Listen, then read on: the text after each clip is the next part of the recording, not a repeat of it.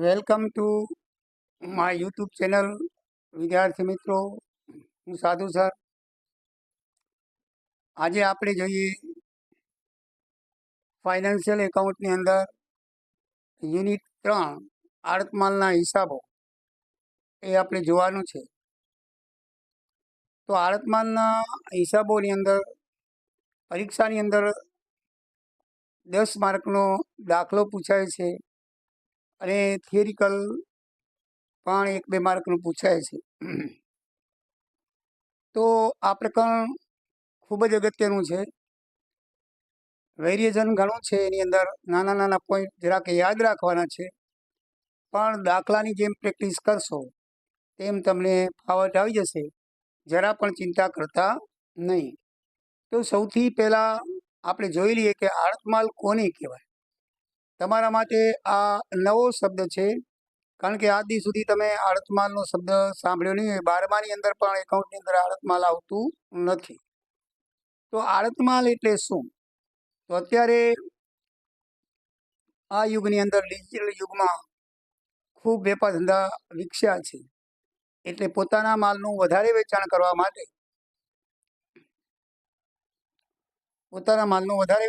માટે એક જગ્યાએથી બીજી જગ્યાએ માલ વેચવો પડે. એટલે કે માનો કે એક શહેરથી બીજા શહેરમાં, દિલ્હીથી કલકત્તા, કલકત્તાથી મુંબઈ, મુંબઈથી મદ્રાસ, અથવા તો બારે અમેરિકા, યુરોપ, દુબઈ, બધી જગ્યાએ જો માલ વેચવો પડે તો એના માટે આપણે દુકાન રાખવી પડે, આપણો માણસ મોકલવો પડે અને ઘણો બધો ખર્ચ કરવો પડે. પણ એવું ના કરવું પડે તો આપણને માનો કે આપણે દિલ્હીમાં છીએ અને કલકત્તા માલ વેચવો છે, તો કલકત્તાની અંદર આપણે કોઈક એવા માણસને શોધીએ કે જે આપણે માલ મૂકીએ ને આપણે વેચી આપે. ત્યાં એની દુકાન હોય, પોતાનું એરિયા હોય આખો વેચાણનો. તો એવાને આપણે માલ મોકલી આપીએ અને આપણે એના બદલામાં એને કમિશન આપીએ. તો આ રીતે આપણે માલ બીજા પ્રદેશમાં અથવા બીજા રાજ્યમાં અથવા તો બીજા દેશની અંદર કોઈક માણસને આપણે મોકલીએ વેચવા માટે કમિશનથી, એને આડતમાલ કહેવાય. આડતમાલની વ્યાખ્યા છે કે માલનું કમિશનથી વેચાણ કરવા માટે પોતાને હિસાબે અને જોખમે દેશમાં, અન્ય સ્થળે કે પરદેશમાં પોતાના એજન્ટને માલ મોકલી વેચાણ કરવાની પદ્ધતિને આડતમાલ કહેવામાં આવે છે.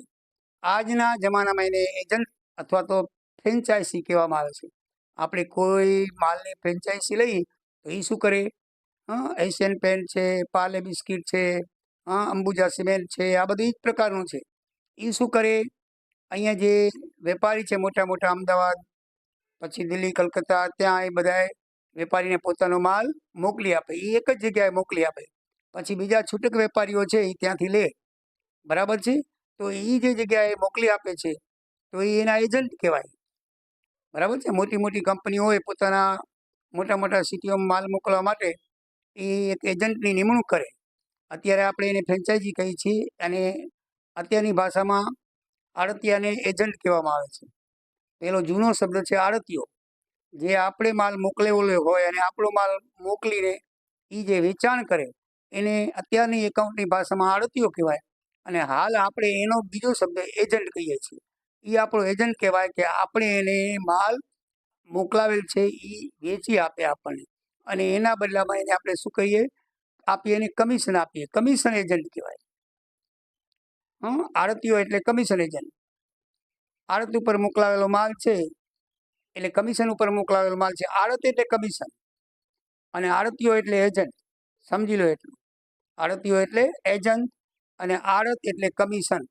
એને વેચાણના બદલામાં આપવામાં આવતું રકમ, એને વેચાણના બદલામાં જે રકમ આપે, જે નક્કી કરેલું હોય 2%, 5%, એ રકમને એકાઉન્ટની ભાષામાં આડત કહીએ છીએ. ઓમ એને કમિશન કહેવામાં આવે. અને જે આપણને વેચી આપે એને કહેવાય આડતિયો. અને જે માલ મોકલે છે એને કહેવાય માલધણી, અને જે માલ વેચે છે એને કહેવાય એજન્ટ અથવા આડતિયો. તો એના આપણે લક્ષણ જોઈએ. તો આડત માલના ધંધામાં માલધણી અને આડતિયો 2 પક્ષ હોય છે. આમાં ફક્ત 2 જ પક્ષ હોય. જે માલ મોકલે એ માલધણી અને માલ વેચે એ શું કહેવાય, આડતિયો, એજન્ટ. 2 જ પક્ષ હોય છે. પછી બે પક્ષકારનો સંબંધ વેપારી કે ગ્રાહકનો નથી, પરંતુ માલિક એજન્ટનો છે. હવે વેપારી કે ગ્રાહક, આપણે દુકાનમાંથી વસ્તુ લેવા જઈએ તો આપણો સંબંધ વેપારી અને ગ્રાહકનો થાય. આપણને પસંદ પડે તો લઈએ, પસંદ પડે તો ના લઈએ. પણ આપણે લીધા પછી આપણે એને પરત કરી શકતા નથી. એટલે વેપારી ગ્રાહક, આપણે જે વસ્તુ લેવા જઈએ છીએ વેપારી ગ્રાહકનો સંબંધ કહેવાય.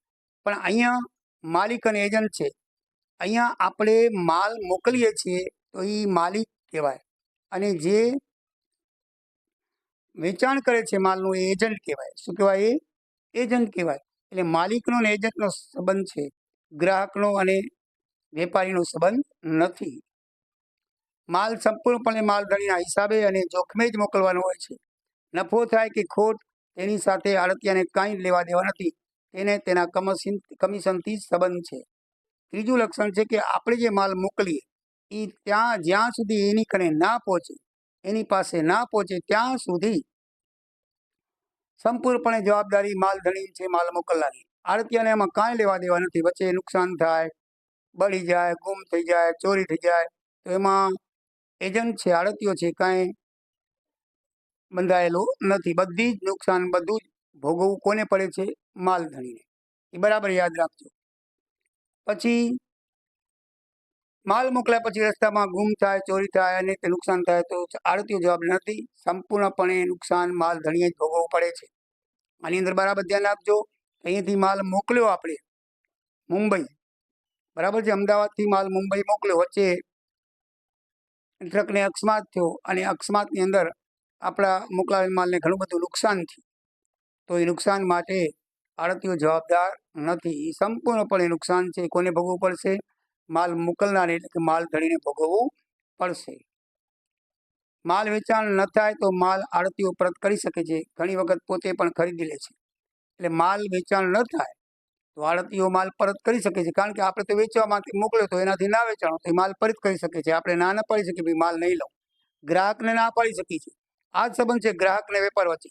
ગ્રાહક આપણે વસ્તુ લઈ જાય તો આપણે એને કહી શકીએ કે ભાઈ હું માલ પરત નહીં લઉં. ઘણી વખત બોર્ડ લગાવેલો છે કે ભાઈ વેચેલો માલ પરત લેવામાં નહીં આવે. પણ આમાં એજન્ટ આપણને, આડતિયો આપણને પરત કરે તો આપણે માલ એને વેચવા માટે મોકલ્યો તો એને ખરીદ્યો નથી. આ ખરીદી નથી. ગ્રાહક તો ખરીદી કરે છે, આ આડતિયો ખરીદી કરતો નથી, પણ કમિશન ઉપર વેચાણ કરી આપે છે. એટલે વધેલો માલ પરત કરી શકે છે, એનો હક છે. અને ઘણી વખત એને માલ ગમે તો પોતે પણ ખરીદી લે છે.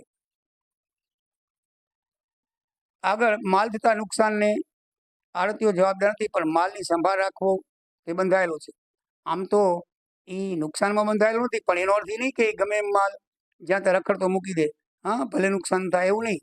એની નૈતિક જવાબદારી છે કે માલની સાર સંભાળ રાખે.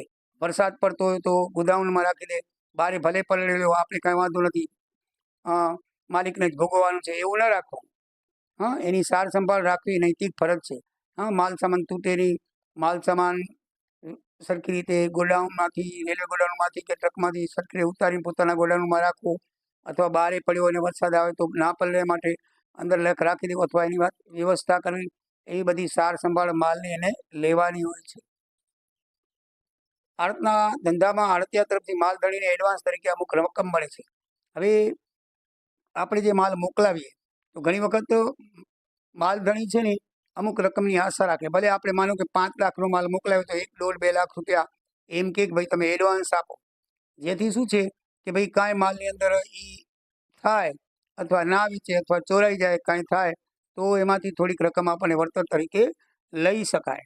એટલે આમ જ્યારે માલ મોકલીએ ત્યારે એડવાન્સ આપવું પડે છે. આપણે જો એજન્સી લઈએ છીએ, તમે જોતા હશો, અને ઘણાને પપ્પાને એજન્સી પણ હશે, તો એજન્સી લેવા માટે ઘણા પૈસા ભરવા પડે છે. દાખલા તરીકે એશિયન પેન્ટ છે, અંબુજા સિમેન્ટ છે, પાલે બિસ્કિટ છે, કઈ મોટી મોટી વસ્તુઓની પ્રખ્યાત બાબા રામદેવની પ્રોડક્ટની પણ હોય છે. બરાબર છે. આ બધી પ્રોડક્ટ માટે તમારે પહેલાં એજન્સી એટલે કે ફ્રેન્ચાઇઝી લેવી હોય ને તો એના માટે તમારે અમુક રકમ એડવાન્સ ભરવી પડે. જેવો માલનો ઉપાડ, જેવી એની વેચાણની શક્તિ પ્રમાણે તમારે એડવાન્સ ભરવું પડે. તો આ એડવાન્સ આપણે માલધણીને કોણ આપે છે? આડતિયો આપે છે. બરાબર છે. તો ઘણી વખતે એડવાન્સ તરીકે અમુક રકમ મળે છે. એ એડવાન્સ તરીકે ચેકમાં પણ આપી શકે, રોકડમાં આપી શકે ને લેણી હુંડી તરીકે પણ આપી શકે છે આપણને. પછી માલધણી સૂચના આપે તે જ કિંમતે આડતિયાએ માલ મોકલવાનો હોય છે. તો માલધણી જે સૂચના આપે એ જ પ્રમાણે કે ભાઈ 100 રૂપિયા વસ્તુ વેચી તો 100 રૂપિયા જ વેચી શકાય છે, એનાથી નીચે વેચી શકાતી નથી. આડતના માલના ધંધામાં ફક્ત જંગમ માલનું વેચાણ થાય છે, સ્થાવર મિલકતનું થતું નથી. જંગમ એટલે કે જેને એક સ્થળેથી બીજે સ્થળે ખસેડી શકાય એવી મિલકતનું, એવી વસ્તુનું વેચાણ થાય છે. બાકી સ્થાયી મિલકત એટલે કે જમીન છે, મકાન છે, બરાબર છે, આવી વસ્તુનું આડત માલથી વેચાણ થતું નથી. જંગમ એટલે કે એક સ્થળેથી બીજે સ્થળે સહેલાઈથી ખસેડી શકાય એવી વસ્તુઓ, એને જંગમ મિલકત કહેવાય. અને સ્થાવર મિલકત એટલે જે ખસેડી ન શકાય, દાખલા તરીકે આપણું ખેતર છે, આપણી વાડી છે, આપણું મકાન છે, આ બધા બરાબર, આપણું કારખાનાની જમીન છે, આપણું કારખાનું છે, તો એ બધું કાંઈ વેચી શકાય ખરું પણ એને ખસેડી ન શકાય એટલે સ્થાવર કહેવાય. તો એમાં આડત માલ હોતો નથી, બરાબર છે. પછી આગળ તમને તફાવત ઘણી વખત 2-3 તફાવત પૂછાય છે માર્કની 2 માર્કની અંદર કે ભાઈ 2 તફાવત કે 3 તફાવત જણાવો. તો એ જે તફાવત છે એ તમારા પાના નંબર 148 ઉપર આપેલા છે. સરસ રીતે આપેલા છે, આમ તો બધું આપેલું જ છે. જો 148 ઉપર આપેલું છે, 148 ઉપર 50-50 ઉપર તફાવત આપેલા છે. હું બોર્ડમાં લખતો નથી, તમને સમજાવી દઉં છું, કારણ કે સરસ રીતે લખેલું છે એટલે લખવાનું કોઈ મતલબ નથી, છતાંય મેં થોડું ઘણું લખ્યું છે. તો તફાવત હું તમને જરાક ચર્ચા કરી જાઉં છું કે ભાઈ આડત માલ ને વેચાણ એ બેમાં તફાવત શું. તો જો માલિકીમાં માલની માલિકી માલધણી રહે છે અને વેચાણમાં માલની માલિકી ખરીદનારી થઈ જાય છે. આપણે માલ ખરીદો એટલે આપણો થઈ ગયો, પછી માલધણીને કાંઈ લેવા દેવા, તમે બજારમાંથી ફ્રીજ લીધું, પૈસા ચૂકવી દીધા એટલે ફ્રીજ આપણું થઈ ગયું, એટલે માલિકી તરત પૈસા ચૂકવો એટલે આપણી થઈ જાય છે. જ્યારે માલની માલિકી માલધણી રહે છે કેમાં, આડત માલમાં, એ આપણે માલ મોકલ્યો પણ એને વેચવા માટે મોકલ્યો છે, એને કાંઈ નુકસાન થાય કાંઈ થાય તો આપણે ભોગવવાનું છે, એટલે એના માલધણી તરીકે માલિકી આપણી રહેશે, આડતિયાની રહેતી નથી. પછી દેવાદાર લેણદારનો સંબંધ, તો આડતીઓ ફક્ત એજન્ટ છે અને તે માલનું વેચાણ ન કરે ત્યાં સુધી તેને કોઈ નાણાં આપવાના થતા નથી. હા, આડત માલમાં એવું છે, એજન્ટ છે, કંઈક આપણો ગ્રાહક નથી. એ માલ વેચે તો આપણને પૈસા દે, માલ ન વેચે તો પૈસા આપતો નથી. જ્યારે વેચાણની અંદર શું હોય છે, વેપારી આપણે વેચાણ એટલે વેપારી ગ્રાહકનો સંબંધ. તો વેચાણ થતાં ખરીદનાર માલની કિંમત પેટે દેવાદાર બને છે અથવા તો લેણદાર બને છે, માલ ખરીદે અથવા તો વેચે. દેવાદાર લેણદારનો સંબંધ થાય છે તેમાં વેચાણમાં, જ્યારે આડત માલમાં દેવાદાર લેણદારનો સંબંધ હોતો નથી, માલિક એજન્ટનો હોય છે. માલ પરત, જો માલ પરત મેં તમે હમણાં સમજાવ્યું કે ભાઈ માલ પરત કરી શકે કોણ, આડતીઓ. બાકી વેચાણની અંદર માલ પરત થઈ ગયા પછી પરત થતો નથી, વેપારી બંધાયેલો નથી, લેવો તો લે કે ના પણ લે. પછી ભાવ વધારાનો લાભ, આડત માલમાં ભાવ વધારાનો લાભ ફક્ત માલધણીને મળે. ભાવ વધારો થાય દાખલા તરીકે તો એ માલિકી તો માલધણીની છે, ત્યાં પડ્યો દાખલા પેટ્રોલના એજન્સી હોય છે, બરાબર છે, પેટ્રોલનો ભાવ વધે તો પેટ્રોલવાળાને, પેટ્રોલ પંપવાળાને જ્યાંથી માલ આવતો હોય પેટ્રોલ, તો એ પેટ્રોલ જ્યાંથી આવે છે એને લાભ થાય. એ 40 રૂપિયા હોય તો એ 42 થઈ ગયો તો 42 એને લાભ થાય, માલધણીને થાય છે, બરાબર છે. તો એવી રીતે કોઈ પણ માલ હોય, દાખલા તરીકે આપણે માલ મોકલ્યો વેચવા માટે અને ભાવ 10 રૂપિયા વધી ગયા તો આપણે એને કહી દઉં ભાઈ ભાવ વધી ગયો, તું 10 રૂપિયા વધારે વેચ, એટલે 10 રૂપિયા વધારે વેચશે એટલે એ આપણને લાભ થશે. જ્યારે વેચાણની અંદર ખરીદનારને થાય છે, દાખલા તરીકે આજે આપણે જમીન ખરીદી, બરાબર છે, કોઈ વસ્તુ ખરીદી, હાલો મકાન લીધું, સ્થાવર મિલકતનું એ નથી લેવાનું, પણ એઝ લાઈક ફોર એક્ઝામ્પલ એ જમીન લીધી, આજે મકાન લીધું તમે 10 લાખનું, 5-10 વર્ષ પછી એના 20 લાખ થઈ ગયા, તો લાભ કોને થયો, ગ્રાહકને થયો. એવી રીતે તમે કોઈ વસ્તુ સારી લીધી અને પછી મોંઘી થઈ ગઈ 4-5 વર્ષ પછી, બરાબર. દાખલા સોનું છે, સોનું જંગમમાં આવે, તમે સોનું લીધેલું હોય, બરાબર છે, તમે આજે પહેલાં લીધેલું હોય 30-40 હજાર તોલે, તો આજે 75,000 તોલાના થઈ ગયા છે, તો એ લાભ કોને થયો, સોનીને નહીં, ગ્રાહકને લાભ થાય છે. ખર્ચાઓ, તો આડત માલના બધા ખર્ચા છે ને એ માલધણી ચૂકવે, અને વેપારની અંદર છે ને કરારમાં ખર્ચા ગ્રાહકે ચૂકવાના હોય છે. હા, વેચાણનો કરાર હોય તો આપણે દાખલા તરીકે આપણે ફ્રીજ લીધું હોય, ફ્રીજ ઘરે લઈ જવાનું હોય, તો એ કાંઈ મકાન માલિક સોરી વેપારી આપણને નહીં કે ભાઈ હાલો લારી ભાડું હું ચૂકવી દઈશ, એમાં શરત હોય તો થાય કે ભાઈ હું, તમે લીધા પહેલાં કહો ભાઈ આ બધો માલ તમારે ખર્ચે મોકલી દેવાનો, તો એ હા પાડે તો થાય, નક્કી થાય નહીં. બાકી આપણે જ ખર્ચ ભોગવવો પડે, જ્યારે એમાં તો ફરજિયાત માલધણી ખર્ચ ભોગવવાનો હોય છે. નાણાંની વસૂલાત, આડત પર વેચવા મોકલેલ માલ માલધારી પરત મેળવી શકે છે, બરાબર છે.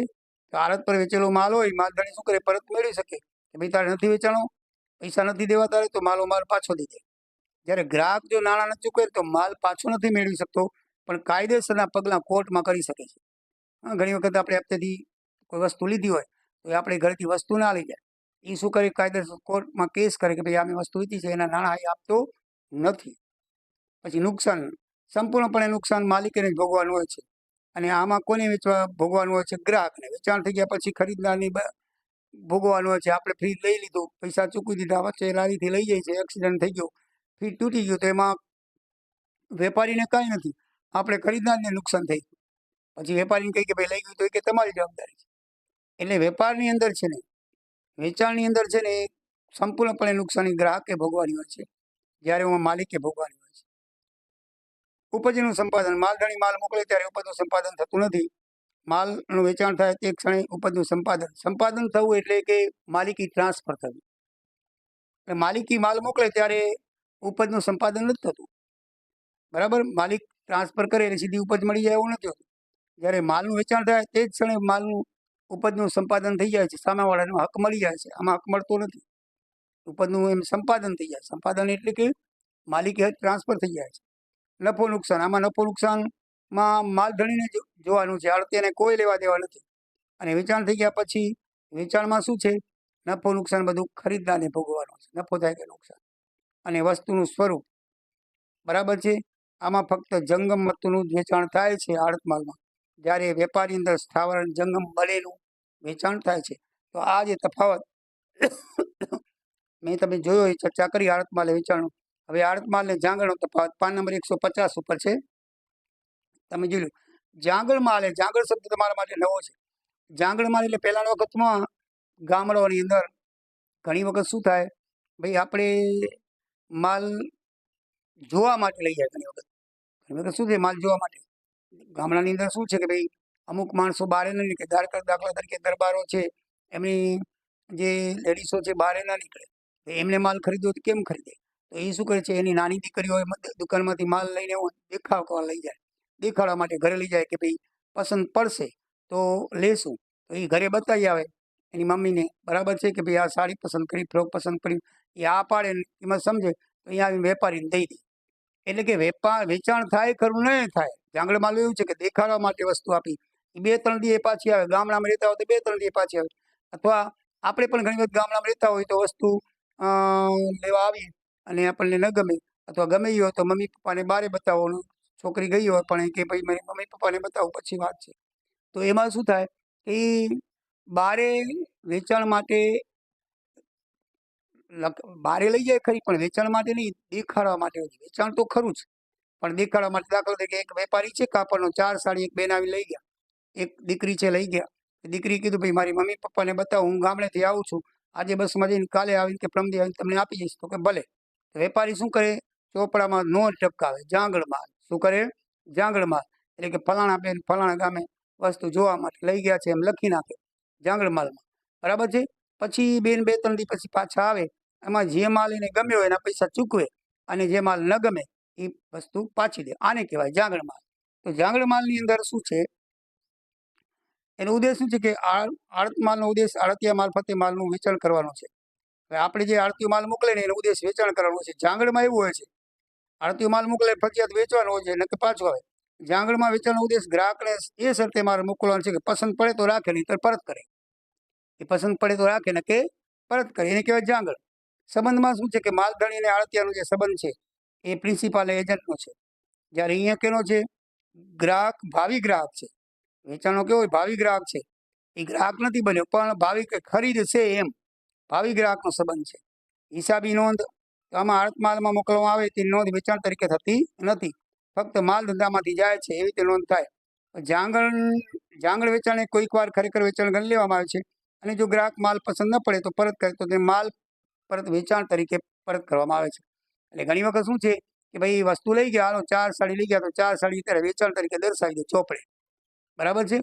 એ ઘણી વખત લખ્યું છે. જો જાંગળમાં જાંગળ નોંધ નથી કરતા, વેચાણ તરીકે દર્શાવી દે. તો પછી 2 સાડી પાછી આવે તો વેચાણ માલ પરત કરી પરત તરીકે દર્શાવી દે. એટલે ઓટોમેટિકલી ખાતું સરભર થઈ જાય અને બાકીના રોકડા લઈ લે. સ્ટોક વર્ષને અંતે આડતમાલનો સ્ટોક આડતમાલની જમા બાજુ દર્શાવવામાં આવે છે.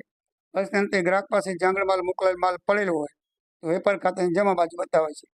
આમાં આડતમાલ ખાતું એ બે એક જ છે. આડતમાલ ખાતું વેપાર ખાતું છે, પણ આમ વેપાર વેચાણની અંદર શું છે, વેપાર ખાતું હોય એટલે એની જમા બાજુ દર્શાવવામાં આવે છે. અને આમાં આડતમાલમાં આડતમાલ ખાતે જમા બાજુ દર્શાવવામાં આવે છે. તો આ તરીકે આ બંને તફાવત મેં તમને સમજાવી દીધા. તો હવે આડતમાલનો વેપારની પ્રક્રિયા શું, આપણે દાખલો શરૂઆત કરીએ. આ બધી વસ્તુ આપણે જાણીએ કે આડતમાલમાં શું પ્રક્રિયા થાય.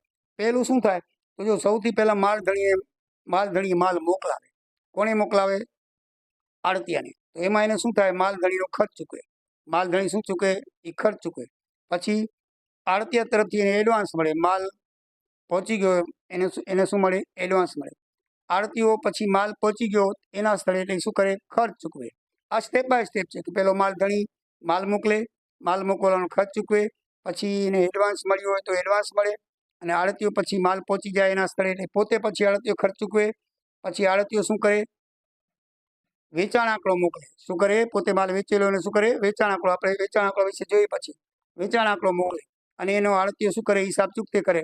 વેચાણ આંકડામાં શું હોય? આડતમાલમાં જે માલ મળ્યો હોય એ માલ એને જમા તરીકે દર્શાવેલો હોય. પછી પોતાનું કમિશન હોય, પોતાનું ખર્ચા હોય, બરાબર છે, પોતે જે પણ ખર્ચો કરેલો હોય, એડવાન્સ આપેલું હોય, એ બધું બાદ કરીને પછી કેટલો ચોખ્ખી રકમ વધી છે એ ચેક દ્વારા કે રોકડ દ્વારા મોકલી આપે છે. એને વેચાણ આંકડો કહેવાય. પછી આડતીઓ હિસાબ ચૂકતે કરે.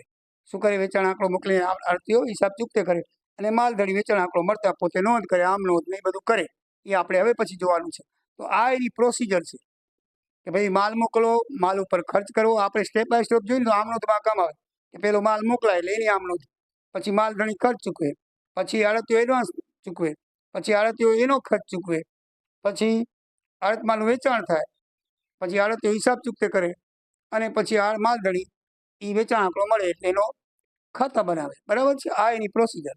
હવે આ વેચાણ આંકડો એ શું છે? તો માલધણી તરફથી વેચાણ કરવા માટે મળેલ માલની વિગત દર્શાવતું આડતિયા દ્વારા તૈયાર કરેલ પત્રક એટલે વેચાણ આંકડો કહેવાય.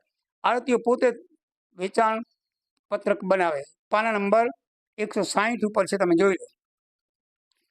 એની અંદર Tendulkar and company VP road, Fort Mumbai છે. બરાબર છે? તમે મેસેજ અર્જુન એન્ડ સન્સે SS કોલંબો મારફત મોકલાયેલ 100 પેટી ચાય વેચાણ આંકડો છે. 100 પેટી ચાય મોકલાવી હતી એનો એને વેચાણ આંકડો છે. બરાબર છે? એમાં જુલાઈ 1, જુલાઈ 16, જુલાઈ 1, ઓગસ્ટ એવું લખેલું છે. અને એનો દર શું છે? 25 પેટી 1200 રૂપિયા ભાવે હતી, 30 પેટી 1100 રૂપિયાને ભાવે વેચી, અને 20 પેટી 1150ના ભાવે વેચી. ટોટલ વેચાણ 86,000નું થયું. કેટલું થયું? 86,000નું. હવે એમાં એને શું શું ખર્ચા કર્યા? મજૂરીના 6,000 ચૂકવ્યા, ગાડા ભાડું ચૂકવ્યું, વીમો ચૂકવ્યો, કમિશન ચૂકવ્યા. એને પોતે કરેલ ખર્ચા છે એ પણ એમાંથી બાદ કરશે. શું કરશે એમાંથી? કારણ કે એ જે ચૂકવેલા ખર્ચા છે એ માલિકોથી ચૂકવવામાં આવે છે. ધ્યાન રાખજો, આડતીઓ જે છે એ ખર્ચ ચૂકવે એ માલિકોથી ચૂકવે છે. આપણે માલ રવાના કર્યો તે સ્થળથી કરીને અને એના ગોદામ સુધીના ચૂકવેલા બધા ખર્ચા આપણે જ ભોગવવાના હોય છે. ફક્ત ફરક એટલો છે કે આપણે અહીંયાથી દાખલા તરીકે માલ રવાનો કર્યો અને આપણે રેલવે સ્ટેશને પહોંચાડ્યો એટલે એ ખર્ચ આપણા ખીચામાંથી જશે. બરાબર છે? આગળ આપણે જોશું એની નોંધ. અને પછી ત્યાં પહોંચશે એટલે કોના ખીચામાં થશે? આડતિયાના ખીચામાંથી થશે. પણ એ ચડાવશે આપણાના નહીં, પૈસા એ ચૂકવશે. અહીંયા આપણે ચૂકવવાના હોય છે આપણા સ્થળમાં, પણ એના સ્થળમાં ખર્ચો એ કરશે, પૈસા એ ચૂકવશે, પણ આપણી કનેથી પાછા એ લઈ લેશે, આપણી વતીથી ચૂકવે. એટલે ખર્ચા, મજૂરી, ગાડી ભાડું, વીમો, કમિશન એના 16,600 થયા.